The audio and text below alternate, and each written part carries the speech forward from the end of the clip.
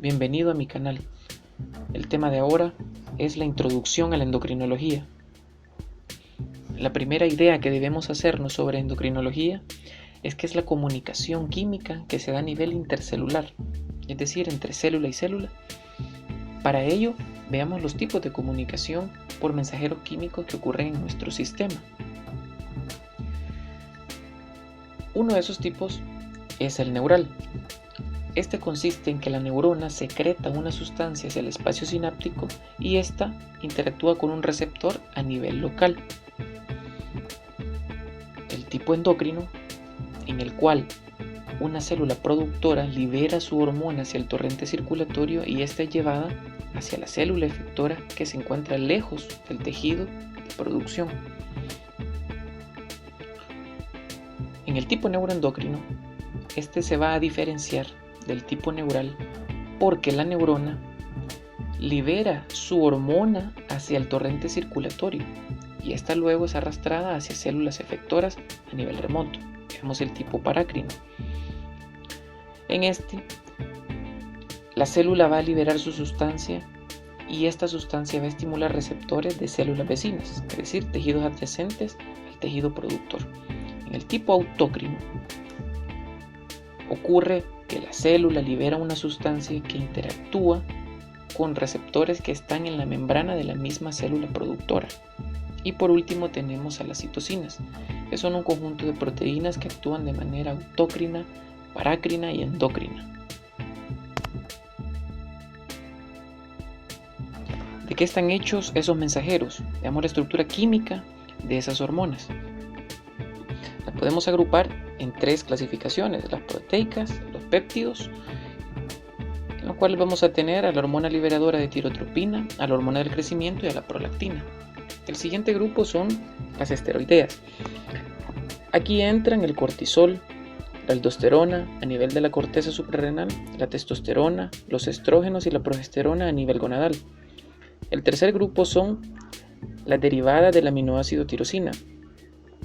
Vamos a tener a las hormonas tiroideas como la tiroxina, la triiodotironina y a la adrenalina y noradrenalina que se secretan en la médula suprarrenal. Veamos cómo es la síntesis y almacenamiento y secreción. Primero de las proteicas y péptidos. En una célula productora de este tipo de hormonas, todo empieza en el retículo endoplásmico. La prohormona es llevada hacia el aparato de Golgi, donde es empaquetada en vesículas secretoras. Posteriormente son almacenadas y hasta que haya un estímulo sobre la célula, estas se van a acercar a la membrana y van a ser liberadas mediante un proceso llamado exocitosis. El proceso con las hormonas esteroideas consiste en que dentro de las células que producen este tipo de hormonas se encuentran vesículas cargadas con ésteres de colesterol.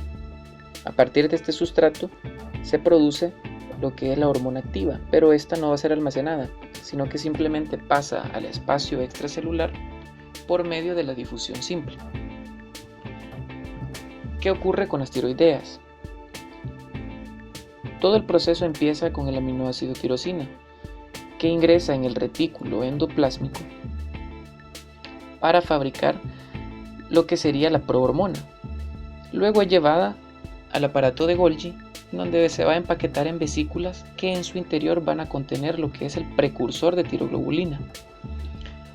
Este pasa al folículo, donde se le agrega yodo y vamos a tener como resultado la molécula de tiroglobulina, que es la forma en que se van a almacenar este tipo de hormonas.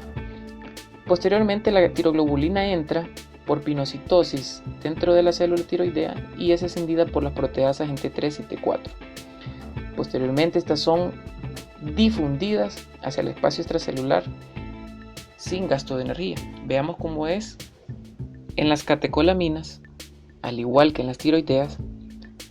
Estas dependen del aminoácido tirosina como precursor y mediante una cascada de reacciones van a ser llevadas a noradrenalina y adrenalina, que se empaquetan en vesículas para almacenarse. Posteriormente, cuando hay un estímulo sobre la célula, estas pueden liberarse mediante un proceso de exocitosis. ¿Cómo es el control de la secreción de las hormonas? Todo empieza con una célula productora. Esta se encarga de liberar una hormona activa que va a ir a estimular una célula efectora. Cuando esta célula se encuentra en su máximo apogeo, secreta algún factor, que puede ser una misma hormona, que se va a encargar de inhibir a la célula productora. A este mecanismo se le conoce como retroalimentación negativa. Veamos el mecanismo de acción de las hormonas.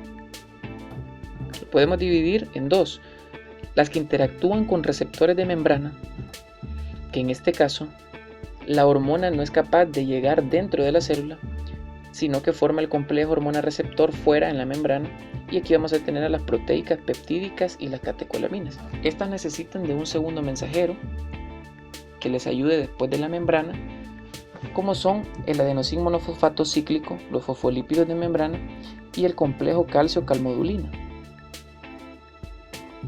El otro grupo de mecanismos de acción son las que interactúan con los receptores citoplasmáticos y nucleares. En este caso, las hormonas sí logran entrar a la célula porque son liposolubles y van a tener la interacción hormona-receptor en el citosol o en el núcleo específicamente. Aquí vamos a tener a las esteroideas y a las tiroideas.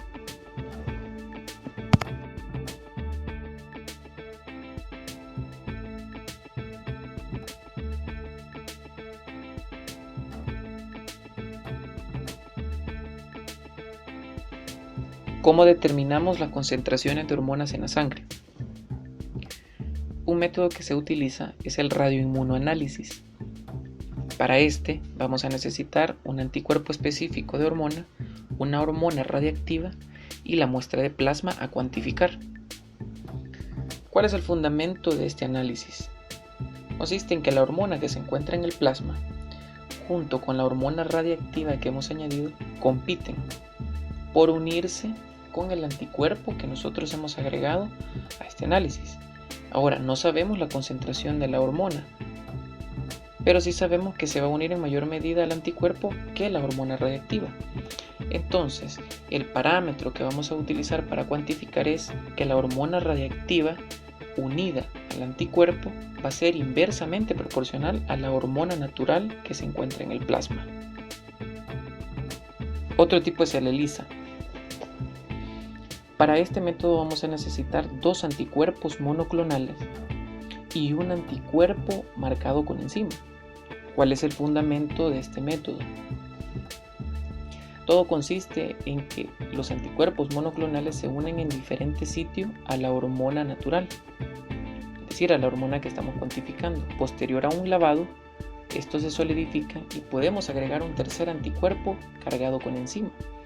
Ahora vamos a tener, después de un lavado, que la enzima va a estar solo unida a la hormona que hay en el plasma.